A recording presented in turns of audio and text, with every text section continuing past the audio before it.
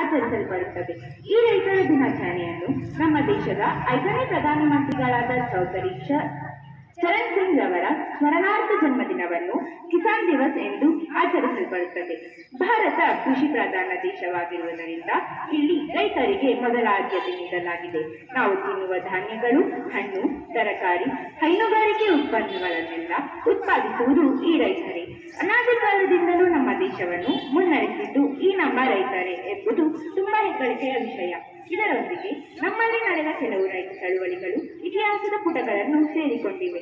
ಈ ಶ್ರಮಜೀವಿಗಳಾದ ರೈತರು ಎಂದಿಗೂ ಗೌರವಿಸಲ್ಪಡುವ ವ್ಯಕ್ತಿಗಳೇ. ನಮ್ಮ ಮಾಜಿ ಪ್ರಧಾನಿ ಮಂತ್ರಿಗಳಾದ ಚೌಧರಿ ಚರಣ್ ಸಿಂಗ್ ರವರು ಮೀರತ್ನ ನರ್ಪುರದಲ್ಲಿ 1902ರ ಡಿಸೆಂಬರ್ 23ರಂದು ಜನಿಸಿದರು.